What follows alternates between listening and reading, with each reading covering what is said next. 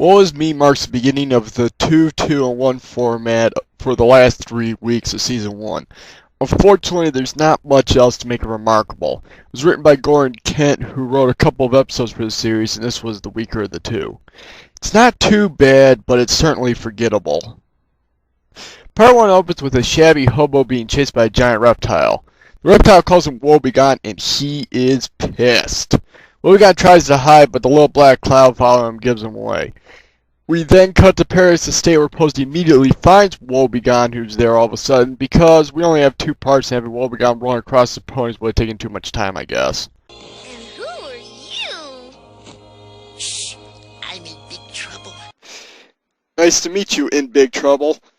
Posty tells him to hide in some sunflowers when he says he's being chased by that alligator sore. What's an alligator sore? The literal translation would be alligator lizard. The zoologically confused monstrosity comes in and unknowingly steps on Woebegone's foot while he's searching the sunflowers. The ponies berate him for picking on a guy 1% of his size, but the gator lizard warns him that Woebegone is big trouble. He then leaves and somehow doesn't realize he's also hit Woebegone with his tail. Woebegone's foot is hurt, but he can still walk on, so he tries to leave. When the ponies tell him to stay, he explains that bad luck follows him like flies follow a garbage truck. However, the ponies insist and take him to the nursery. The ponies give him a bed, and Gingerbread makes him gingerbread crash victims. This was Woebegone as he's seen this movie before. Crumbling cookies lead to mass destruction. Sure enough, the nursery collapses that night. The babies make it out, but Woebegone is still in the wreck. Ribbon and Lickety Split go in and find him motionless and covered in dust. He's so still. Is he?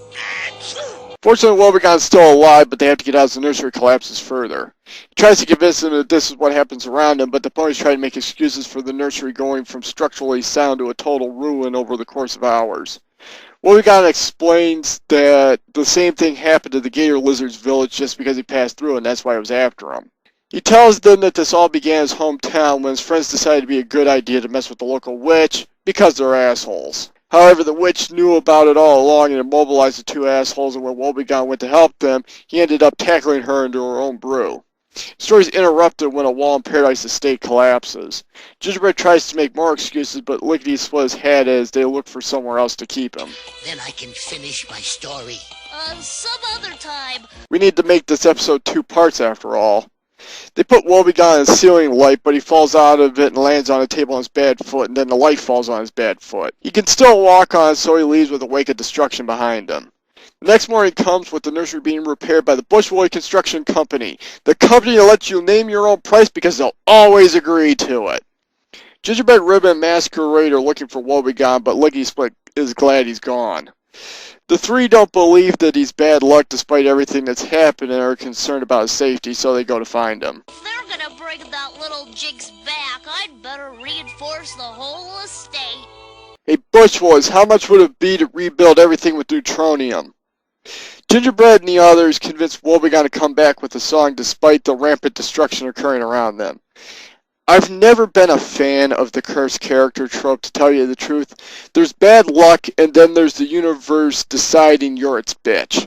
Woebegone is definitely in the universe's bitch category, as things bend over backwards to ruin his day and the day of everyone around him. He's also a complete whoopee with his voice design and demeanor meant to garner pity from the audience. I mean, yes, he needs help. However, these 3 are oblivious to the world coming down around him, and it's grating. I'm also disappointed that they didn't have Magic Star in this episode. This would have been the perfect episode for her. The Bushwoodies finish up in time for the 3 to bring him back, and Lickety Split is naturally pissed. The nursery at Paradise Estate didn't really collapse. The moon's made of green cheese, and I'm the Queen of England. I just had to include that line. Creatures from a fantasy world mentioning things from the real world always gets a chuckle out of me. Woebegone demonstrates how much he's bad luck by taking out a poor tree, but it goes past that as a fallen tree unleashes a mud flow Baby Shady falls into to set up the cliffhanger. Part 2 opens with Baby Shady struggling in the mud until Masquerade saves her. Lickety splits on her last nerve, and Woebegone's ready to split before they all want his head. We get another song basically about Woebegone's self-loathing. Man, he's like Shady on steroids, and ironically it's his bad luck that almost killed her daughter. And I, for one, would admit that this would be the line. Someone almost dying would be my line in the sand. Despite ending the song with Woebegone agreeing to stay, he immediately says he's out of there and we get more random destruction, including some bees chasing Woebegone away. Of course, Gingerbread and the others, being masochists, chase after him to bring him back. Golly, it looks like there was a fire. I guess Woebegone farted when his cloud spat out a lightning strike. The three ask him to finish the story, but he's worried because Paradise Estate partially collapsed the last time he tried to tell it. However, they're in a burned-out field and we're about halfway through the second part, so I think the plot gods should give him a reprieve for once. After he knocked the witch into the pot and surprisingly did not get burned by the boiling whatever she was making, Wobegone's asshole friend split, leaving him to her tender mercies. He tried to apologize to the witch, saying it was just bad luck, and she decided to curse him to show him real bad luck. He then returned home to the praise of the villagers. Shove that old witch right in her own potion, wham! Oh, I didn't really. It was just an He knocked the witch into her pot, and it's been stated she hadn't done anything to them. Jeez, this whole village was a bunch of assholes. Woebegone took in the praise, but the curse eventually began wrecking stuff until the village was flooded by the monsoon season. And it couldn't have happened to a nicer bunch of assholes. Woebegone was chased out of town, and he's been on the run ever since. The ponies work out that it's not that the curse makes bad luck. They figure it literally destroys stuff, and the only way Woebegone can get rid of it is to believe it's not him. This works, and the witch appears to hit the magic reset button and restore everything. They return to the nursery to rub in Lickety-Split's face, and then Woebegone returns home. He trips, but hey, nobody's perfect. Woe Is Me is an ironic way to begin the two-part episodes, as it shows how two parts can be too long for a story. This could have easily been a standalone episode by cutting down on the random destruction.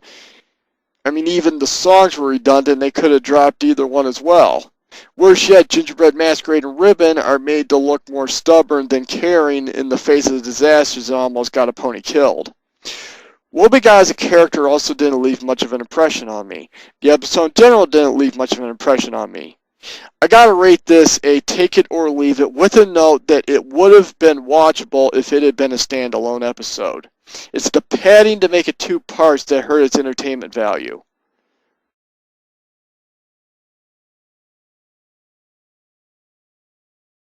It looks to me like the roof was gonna collapse. Eventually.